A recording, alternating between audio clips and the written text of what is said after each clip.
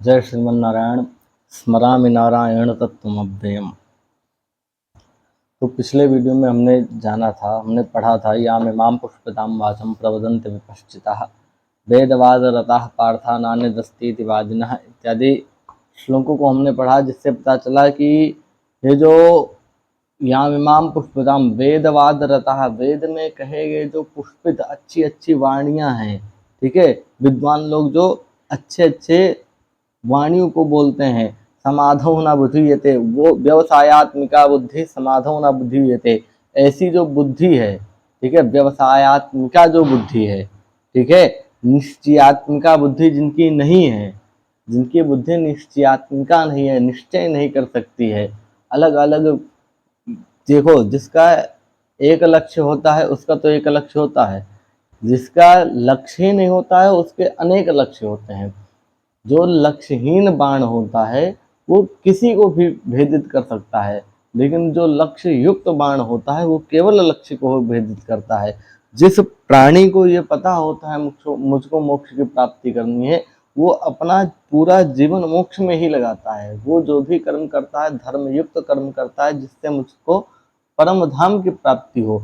लेकिन जिस प्राणी को ये नहीं पता होता है कि मुझको मोक्ष की प्राप्ति करनी है, ये जो संसार है ये असत्य है, मायामय है, भावपूर्ण अज्ञान है, वो क्या करता है, वो धन, अपने ऐश्वर्य के लिए धन कमाता, अपने पुत्रों के लिए धन कमाता है, इनके लिए उनके लिए रिश्तेदार इत्यादि सभी के लिए वो उनसे फंस जाता है। ठीक है, तो जिसका लक्ष्य निश्चित है उसका तो एक ही लक्ष्य है, लेकिन जिसके एक लक्ष्य नहीं है उसका अनेक लक्ष्य है इत्यादि इसमें बताया। भाई जो इन सब चीजों में व्यस्त जो बुद्धि है वो भी बुद्धि समाधो न विधीयते, समाधि के लिए उपयुक्त नहीं है। आगे फिर आज के श्लोक में हम चर्चा करेंगे त्रैगुण्य विषया वेदान त्रैगुण्यो भवार्जुना निर्द्वंद्वो नित्य सत्वस्थो निर्योग क्षेम आत्मवान।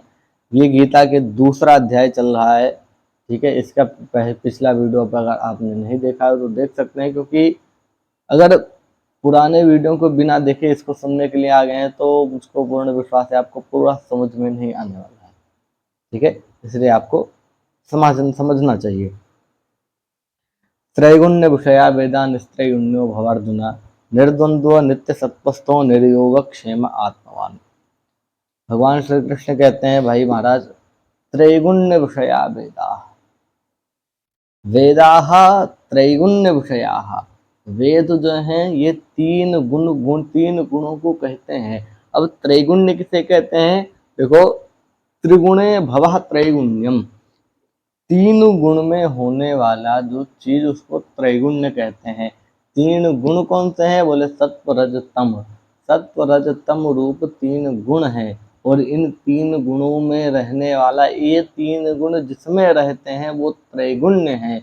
और ऐसे त्रैगुण्य के विषय को बताने वाला क्या है, वेद है। इसलिए बोले वेदाः त्रैगुण्य विषयाः, वेद जो हैं ये त्रैगुण्य के विषय हैं। तीनों गुणों को सत्य, या तो वेद में सात्विक सत्व मिलेगा, तज मिलेगा, रज मिलेगा, या तो तम मिलेगा, ठीक है। लेकिन देखो हमारे सनातन धर्म का जो मुख्य स्रोत है वो वेद ही है, तो वेद में तो सब कुछ मिलेगा। लेकिन जो यहाँ पर बता रहे हैं अधिकांश भाग वेद में कर्मकांड का है, ठीक है। जैसे यजुर्वेद आप पढ़ेंगे, यजुर्वेद में अधिकांश भाग कर्मकांड के हैं। इत्यादि ऋग्वेद में भी कर्मकांड संबंधित ही मंत्रों को अधिक बताया गया है, ठीक है। बाकी विज्ञान कांड की भी बहुत बड़ी सीमा है। त्रैगुण्य विषयाः वेदाः, वेद जो है ये त्रैगुण्य विषय हैं, और तुमको क्या होना है, निस्त्रैगुण्यो भव अर्जुना। हे अर्जुन, निस्त्रैगुण्यो भव, निस्त्रैगुण्यः भव, त्रैगुण्य नहीं, यानी कि तीनों गुणों से परे हो जाओ, निकल जाओ तुम। अब देखो, तीनों गुणों से निकल जाओ ये कैसे संभव है, क्योंकि मनुष्य या तो सात्विक होगा, या तो राजसिक होगा, या तो तामसिक होगा। तीनों गुणों के स्वरूपतः निकलने की बात नहीं कह रहे हैं। तीनों गुणों से होते हुए तुम उसमें अपने आप को कर्ता ना मानो। अगर कर्ता नहीं मानोगे तो तुम निस्त्रैगुण्य हो जाओगे। ये तो ही बात ऐसी है, ये जो शरीर है सत्व रज तम इन तीनों से बना है, क्योंकि तमोगुण है, तमोगुण से पंचतन मात्रा, पंचतन मात्रा से पंचमहाभूत, ठीक है, पृथ्वी तेजो वायु आकाश, ठीक है, ये पंचमहाभूत, पंचमहाभूत से ये पूरी सृष्टि, ठीक है। फिर सत्वगुण से क्या है, सत्वगुण से आपके शरीर में जो स्थित है एकादश इंद्रिय है सत्वगुण से, और रजोगुण क्या करता है, रजोगुण इन दोनों में सहायक रूप से काम करता है। तो ये जो शरीर है, ये जो संसार है, ये तीनों गुणों से ही त्रिगुणात्मक संसार है, ठीक है, तीनों गुणों से मिला हुआ संसार है। तो इस संसार से, अपने शरीर से तुम स्वरूपतः तुम निस्त्रिय गुण थोड़ी हो जाओगे। निस्त्रिय गुण का मतलब अगर पूर्णतः अर्थ निकाले कि पूरा तीनों गुण से अलग ही हो जाओ, तो ऐसा नहीं हो सकता है, ठीक है। इसमें भाव क्या है, निस्त्रिय गुण्यो भवार्जना, तीनों गुणों से युक्त होता हुआ तुम तीनों गुणों में अपने आप को कर्ता ना मानो, तो आप क्या हो जाएंगे, आप निस्त्रिय गुण्य हो जाएंगे। जैसे सत्व रजतम सब परमात्मा से ही निकले हैं, फिर भी परमात्मा सत्व रजतम से परे हैं, ठीक है। आगे और क्या हो जाओ, बोले निर्द्वंद्व, द्वंद्व रहित हो जाओ। द्वंद्व किसे कहते हैं, बोले कि हर्ष शोक विषाद, क्षमा, मान अपमान, ये सब द्वंद्व हैं, ठीक है। ये सब क्या है, ये सब द्वंद्व है। संयोग, वियोग, मन का विचलित होना, मोहित होना, किसी के प्रति आकर्षित हो जाना, हर्ष करना, शोक करना, राग करना, द्वेष करना, ये सब द्वंद्व है, और इन द्वंद्वों से मुक्त हो जाओ, ठीक है।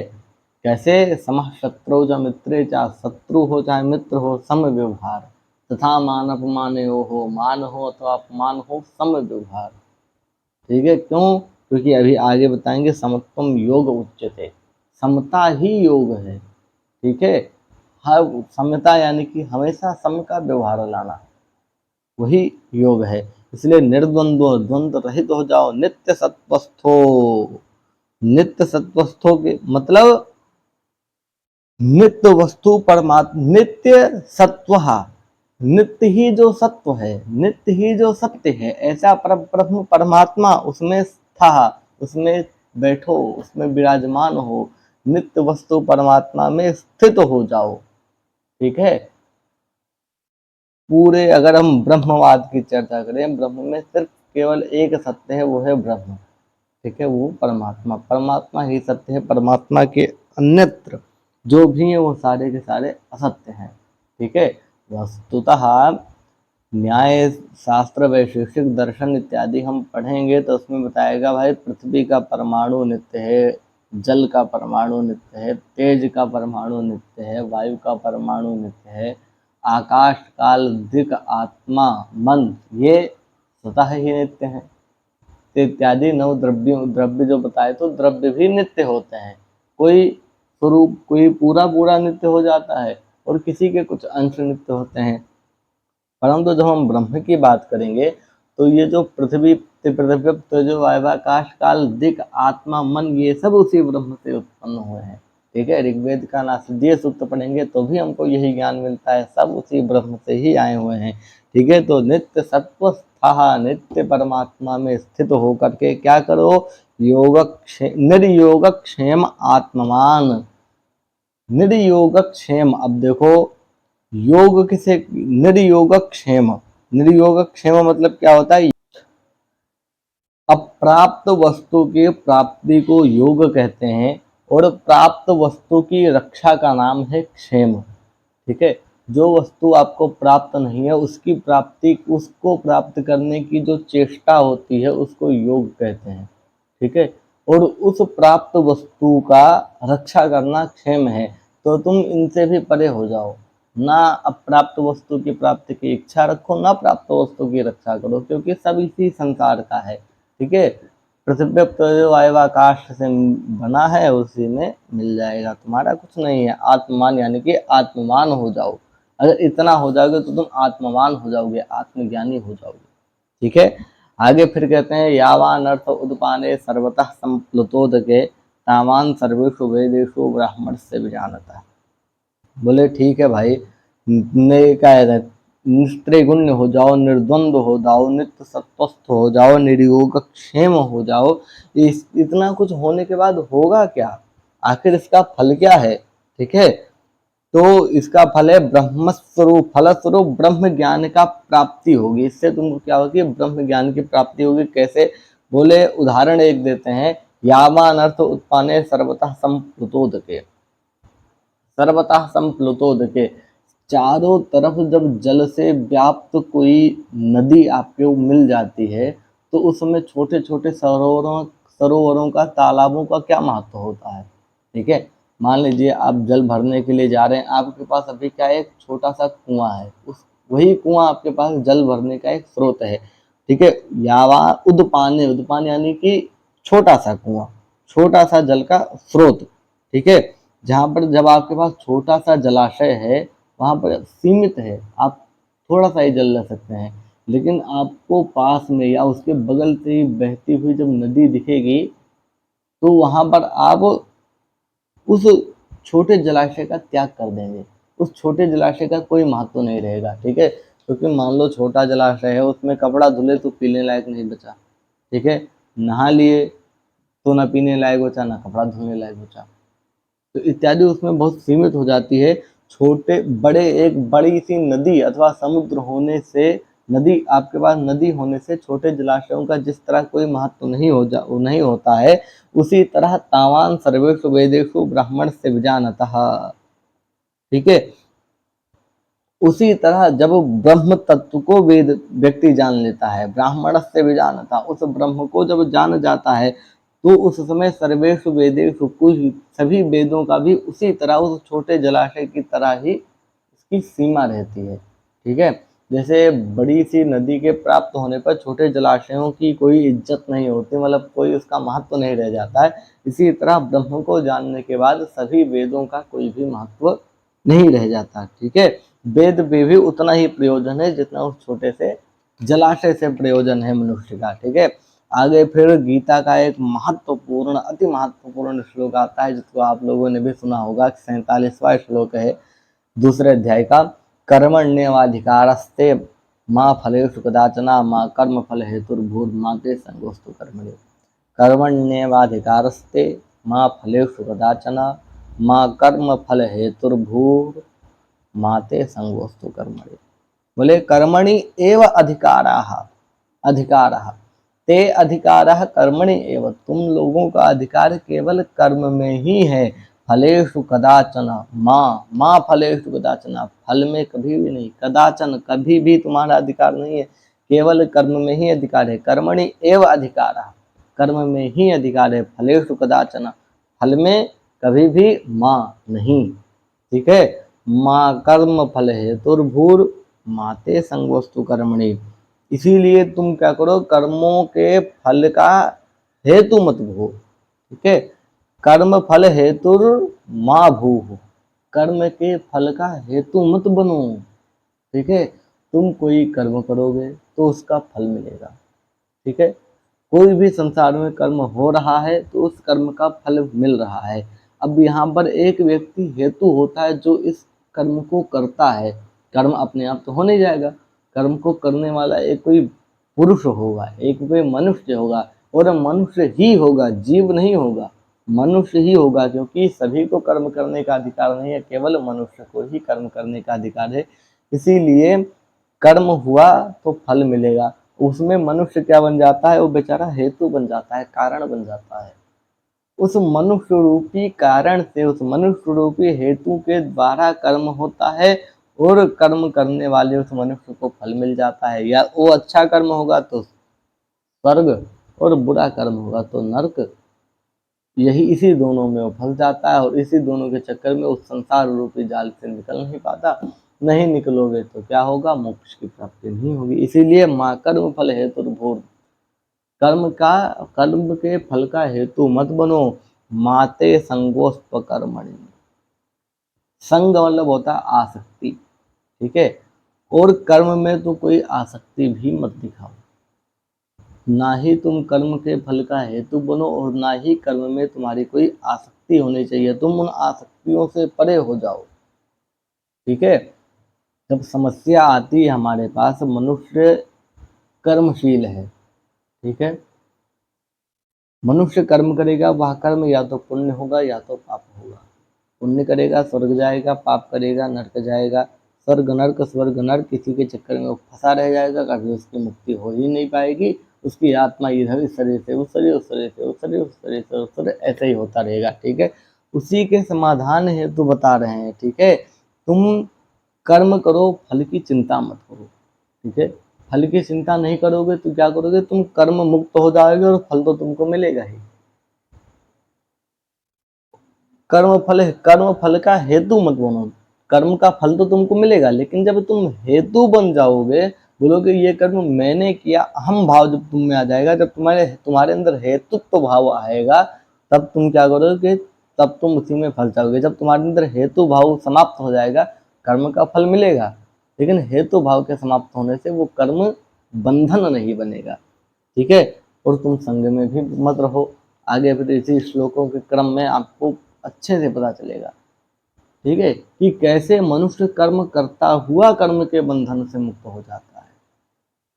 योगस्थः कुरु कर्माणि संगम त्यक्त्वा धनंजया सिद्ध्य सिद्ध्यो समो भूत्वा समत्वम योग उच्यते।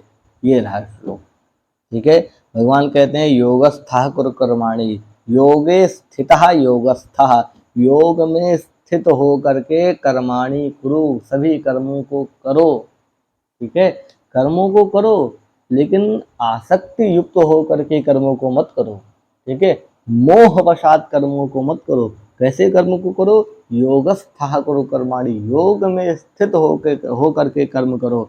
संगम त्यक्त्वा धनंजया, संगम त्यक्त्वा, संग यानी कि आसक्ति का त्याग करके, धनंजय यानी कि अर्जुन। ठीक है अर्जुन, धनंजय है धनंजय। संगम त्यक्ता, संग यानी कि आसक्ति का त्याग करके, योगस्थः कुरु कर्माणि, योग में स्थित हो करके कर्म करो। और क्या त्यागना है, और क्या करना है, बोले सिद्धि असिद्धियो हो, सिद्धि सिद्धिश्च असिद्धिश्च, सिद्ध सिद्ध्यो तयो हो, सिद्ध सिद्धियो हो। ठीक है, सिद्धि में भी असिद्धि में भी, कार्य के सफल होने पर भी असफल होने पर भी समोभूत्वा यानी कि एक समान हो करके, सिद्धि मिलने पर भी उसी अवस्था में उसी समान रहो, और असिद्धि मिलने पर भी उसी समान रहो। सफल होने पर भी तुम्हारे चेहरे पर वही मुस्कान होनी चाहिए, और असफल होने पर भी चेहरे पर वही मुस्कान होनी चाहिए। क्यों, क्योंकि समत्वम योग उच्यते। समत्व ही योग है। ठीक है, सम का व्यवहार, सम और त्वा, जैसे मनुष्य है, मनुष्य के अंदर क्या होना चाहिए, मनुष्यत्व, नर नरत्व, देह देहत्व, देव देवत्व, ऐसे सम का भाव समत्व। ठीक है, समत्व का भाव होना चाहिए, और समत्व ही योग है। अब आगे श्लोकों में कहीं भी योग शब्द मिले तो योग शब्द का अर्थ क्या समझना चाहिए हमको, समत्व, क्योंकि यहाँ पर बता दिया समत्वम योग उच्यते, समत्व को ही योग कहते हैं। ठीक है, तो समत्व के कहने के लिए आगे के श्लोकों में व्यास जी समत्व नहीं कहेंगे, योग कहेंगे। योग से हमको समझना पड़ेगा कि योग से वो समत्व कहना चाहते हैं, समभाव। ठीक है, सुख दुख भय शोक हर्ष विषाद द्वंद्वों में भी क्या करना है, समभाव रख करके जो व्यक्ति कर्म करता है उसको वो कर्म के बंधन में नहीं फंसता। ठीक है, लोक संग्रह मेवापे संपश्चन कर तुमर हसी, लोक संग्रह करने के लिए जो तत्व ज्ञानी भी हैं वो भी कर्म करते हैं, लेकिन वो योग में स्थित होकर के कर्म करते हैं। जैसे लंका दहन में हनुमान जी के साथ जब आप वाली चौपाई पढ़ते हैं, कछु मारे से कछु मर्दसी, कछु मिले से धरि धूर, कछु कपि जाए पुकारे, प्रभु मरकट भरी भूर, ऐसे कुछ था।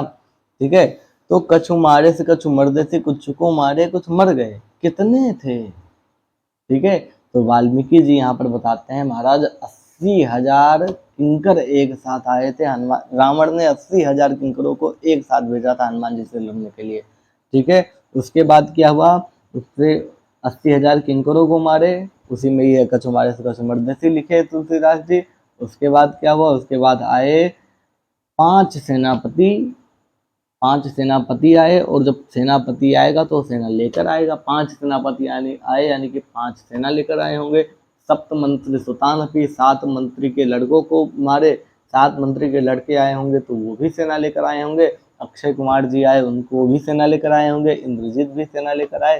तो यानी कि इतनी सेनाओं को मारे वो अलग, और 80,000 ये अलग, इतने लोगों को मार दिए। और जब हम वाल्मीकि रामायण का पाठ करते हैं तो वहाँ पर हमको मिलता है कि विरात्र में, विरात्र किसे कहते हैं, जब ना रात्रि होती है ना दिन होता है, उस स्थिति को, उस समय को विरात्र कहता है। विरात्रे ब्रह्म घोषा, विरात्र में जो ब्रह्म राक्षस थे वो संध्या कर रहे थे महाराज, वो वेद की ध्वनि गूंज रही थी लंका से। ठीक है, जो रावण की लंका में ब्रह्म राक्षस लोग थे वो संध्या करते थे, वेद मंत्रों का पाठ करते थे। तो हनुमान जी ने जब इनको मारा तो कुछ तो ब्रह्म राक्षस भी थे, तो इससे ब्रह्म हत्या के समान दोष लगना चाहिए था, पाप लगना चाहिए था। फिर भी हनुमान जी को कोई भी पाप नहीं लगा। क्यों? क्योंकि जिस समय वो उनको मार रहे थे, युद्ध कर रहे थे, उस समय वो भगवान श्री राम का ध्यान कर रहे थे। ठीक है, वो योग में स्थित होकर के कर्म कर रहे थे, इसीलिए उनको कर्म के बंधन का कोई प्रभाव नहीं पड़ा। ठीक है, पहला कारण। और दूसरा कारण तो ये भी है, द्वामिमो पुरुषो लोके सूर्यमंडल भेदिनो परिव्राट योग युक्तश्च रणे चाभिमुखे हतः। दो ही व्यक्ति इस मनुष्य में, इस दो ही मनुष्य इस पृथ्वी पर सूर्यमंडल का भेद करते हुए मोक्ष को प्राप्त करता है। कौन? परिव्राट योग युक्तो ही, एक सन्यासी है, सन्यासी योग से युक्त होकर के योग के माध्यम से मोक्ष की प्राप्ति करता है। एक दूसरा द्वंद्व युद्ध करते समय अथवा युद्ध करते समय शत्रु के हाथों जिसकी मृत्यु हो जाए, मृत्यु जिसकी होती है वो पापात्मा हो, पुण्यात्मा हो, पापी हो चाहे पुण्य, कोई कैसी भी हो, कैसा भी हो, ठीक है, धार्मिक हो अथवा अधार्मिक हो, उसकी मुक्ति हो जाती है। ठीक है, इसीलिए महाभारत में कौरव के पक्ष से जितने सैनिक लड़े थे सभी की मुक्ति हुई, सभी लोग स्वर्ग गए। ठीक है, गीता में ही भगवान श्री कृष्ण ने कहा है, क्या कहा? हतौ वा प्राप्स्यसि स्वर्गम जित्वा वा भोक्ष्यसे महीम्। हतः वा प्राप्स्यसि स्वर्गम, मर करके या तो स्वर्ग की प्राप्ति करो, जित्वा वा भोक्ष्यसे महीम्, या तो जीत करके मही यानी इस पृथ्वी को भोगो। ठीक है, निश्चय निश्चय कह रहे हैं, या तो मर करके स्वर्ग को प्राप्त कर लो, मरने के बाद स्वर्ग मिलेगा, या तो जीत करके पृथ्वी को भोगो। दो ही ऑप्शन है आपके पास। ठीक है, तो क्या करना है जी? योगस्थः कुरु कर्माणि, कर्मों को योग में स्थित होकर के करना है। ऐसा नहीं कि कर्म रहित हो जाएं। ठीक है, अब देखो, आप कर्म नहीं करेंगे तब भी आपको दोष लगेगा। आपके सामने किसी गो ब्राह्मण की हिंसा हो रही है, ठीक है, वहां पर आप बैठे बैठे बोलने, भैया हम तो कर्म रहित हैं, हम कर्म बंधनों से परे होना चाहते हैं, हम कर्म ही नहीं करेंगे, हम जाकर के मारेंगे ही नहीं, उनको बचाएंगे ही नहीं। ठीक है, तो उसको देखने का जो दोष लग रहा है वो भी आपको लगेगा।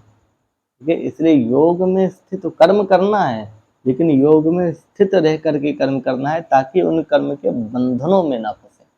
ठीक है, और कर्म बंधन से मुक्त होने का एक उपाय और क्या उपनिषद कहते हैं। ठीक है, उपनिषद कहते हैं, और मैंने भी बार बार आपसे कहा है कि धर्म रज्ज्वा वृद्धेरोर्था पाप रज्ज्वा वृद्धेरधा भव ज्ञानाशना चित्वा विदेहा शांति मृच्छति।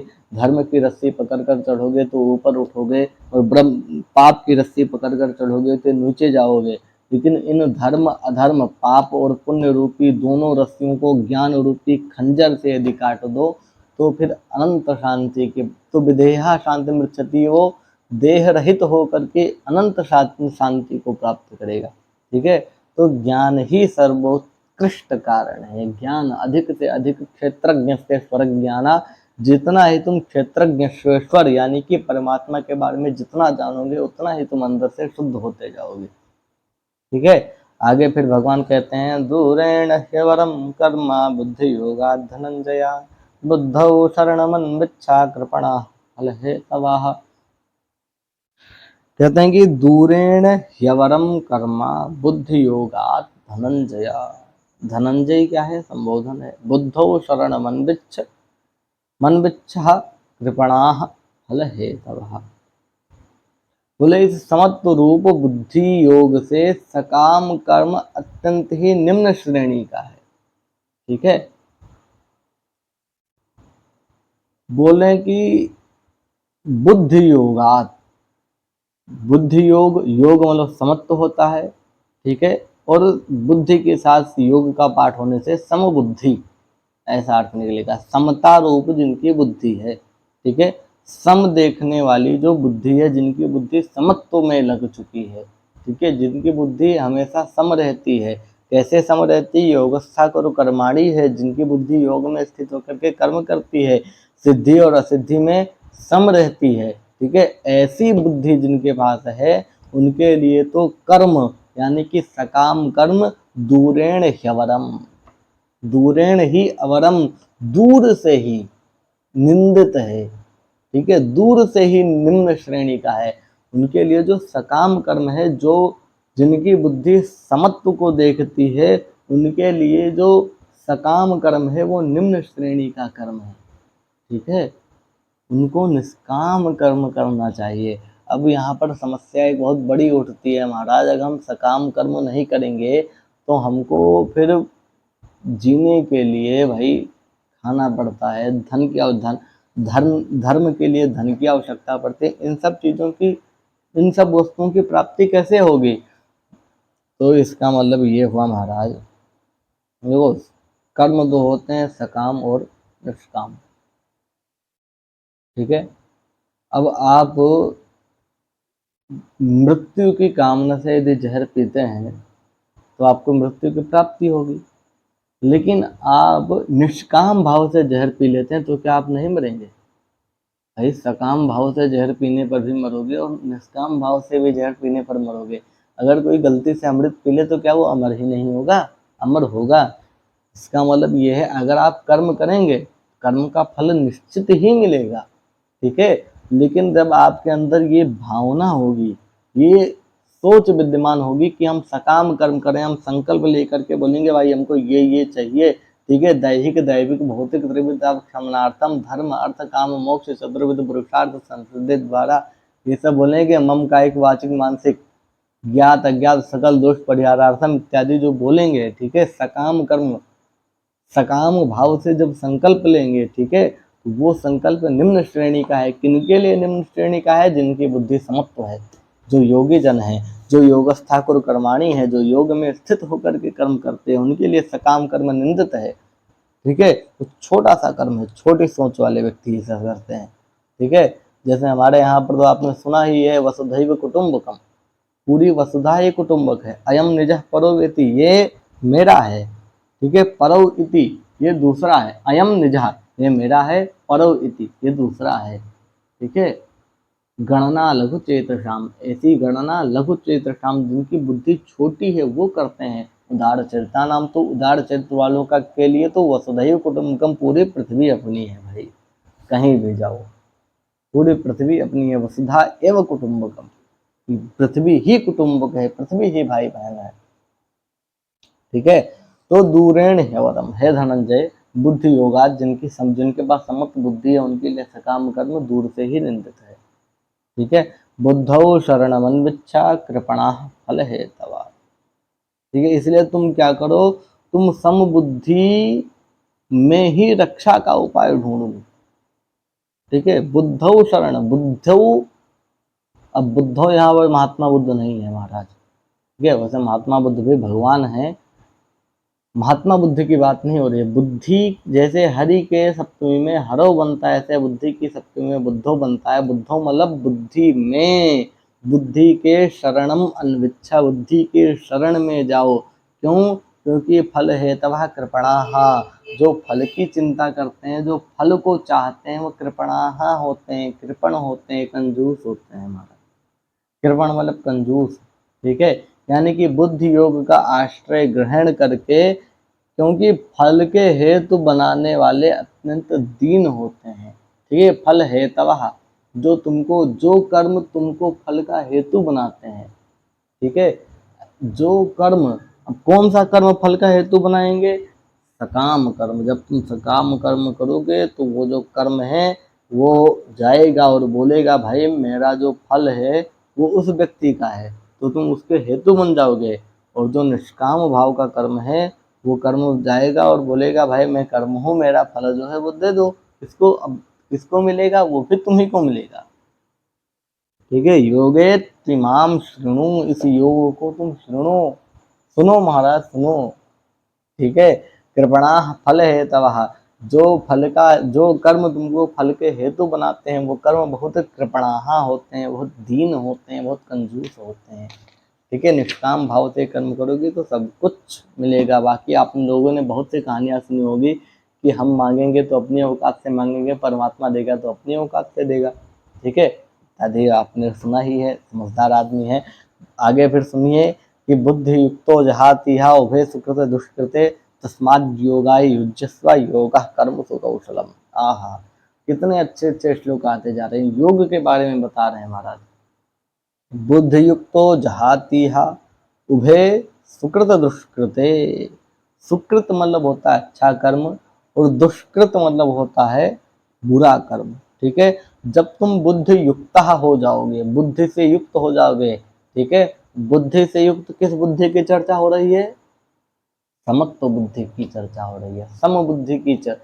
जब तुम समता रूप बुद्धि से, सम बुद्धि से युक्त हो जाओगे तो तुम सुकृत दुष्कृते, सुकृत यानी कि पाप नहीं, सुकृत मतलब पुण्य और दुष्कृत मतलब पाप, उभौ जहातिहा, इन दोनों को त्याग दोगे, ठीक है। जब व्यक्ति समबुद्धि से युक्त होता है तो पुण्य और पाप इन दोनों को त्याग देता है। मतलब अभी देखो आप समझदार हैं, आपको पता है कोई व्यक्ति कर्म करेगा तो या तो वो कर्म पुण्य होगा या तो वो कर्म पाप होगा, लेकिन भगवान यहाँ पर कह रहे हैं जब वो बुद्धि से युक्त होकर के कोई व्यक्ति कर्म करता है तो पुण्य और पाप इन दोनों का त्याग कर देता है, यानी कि वो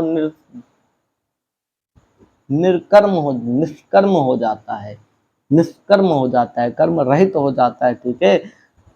और पुण्य और पाप इन दोनों को त्याग देता है, उनसे वो मुक्त हो जाता है। और इसीलिए तस्मात् तस्मात् कारणात्, इसी कारण से योगाय, तस्मात् योगाय युज्यस्व, इसीलिए क्या करो तुम समत्व रूप योग में लग जाओ। तस्मात् योगाय युज्यस्व, इसलिए तुम योग के लिए युज्यस्व, युज्यस्व यानी कि उसी में युजुर योगे धातु है, योग मतलब होता है मिलना, ठीक है। इसीलिए तुम योग में मिल जाओ, योग में लग जाओ, योग को करने लगो।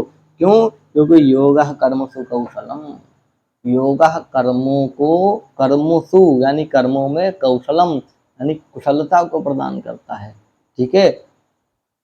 कर्मसु कौशलम योग, कर्मों में कुशल, कुशल क्या है? योग है। कर्मों में कुशल है योग, अथवा कर्म करने, योग कर्मों में कुशलता प्रदान करता है, दो अर्थ हो जाएंगे। कर्मों में योग कुशल है अथवा योग कर्मों में कुशलता प्रदान करता है। योगः कर्मसु कौशलम, इसको याद रखिए। और क्या करते हैं? योगक्षेमम महाम्यहम् इत्यादि भी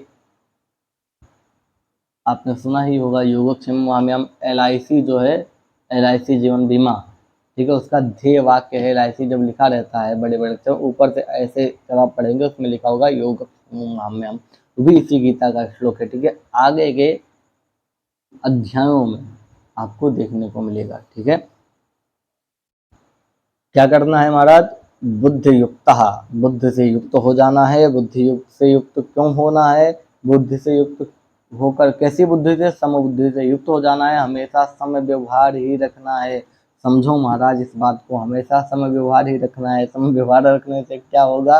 सुकृत दुष्कृत, पुण्य और पाप उभौ जहाती है, इन दोनों को तुम त्याग दोगे, ठीक है। तुम ना पुण्यात्मा रहोगे ना तुम पापात्मा रहोगे, तुम मुक्त आत्मा रहोगे। या तो देखो, या तो पुण्यात्मा होगा या तो पापात्मा होगा, नहीं होगा तो मुक्त आत्मा होगा, तुम मुक्त आत्मने बन जाओगे, ठीक है। और फिर हम बोलेंगे मुक्तात्मने नमः, ठीक है। तो बुद्धि से, सम बुद्धि से युक्त हो जाओ, क्योंकि इससे पुण्य और पाप इन दोनों का नाश हो जाता है। इसीलिए अर्जुन योगाय युज्यस्व, तुम योग में लग जाओ। क्यों? क्योंकि योग कर्मसु कौशलम, योग कर्म में कुशलता प्रदान करता है, अथवा कर्मों में कुशल है योग। आगे देखो, कर्मजं बुद्धियुक्ता हि फलं त्यक्त्वा मनीषिणः जन्मबन्ध विनिर्मुक्ताः पदं गच्छन्त्यनामयम्, ठीक है। बोले कर्मजम, कर्मणः जायतेति कर्मजः, कर्म से उत्पन्न होने वाला कर्मज। बुद्धि युक्ता, बुद्धि से युक्त, अब फिर यहाँ पर बुद्धि की चर्चा आई। किस बुद्धि की चर्चा हो रही है? समबुद्धि। ठीक है, तो समबुद्धि से युक्त हो करके कर्मजम फलम, कर्म से उत्पन्न होने वाला जो फल है वो मनीषिणः त्यक्त्वा, वो जो मनीषिणः यानी कि मनीषी लोग हैं, जो बुद्धिमान लोग हैं, ठीक है, वो त्याग देते हैं। और त्याग करके क्या करते हैं?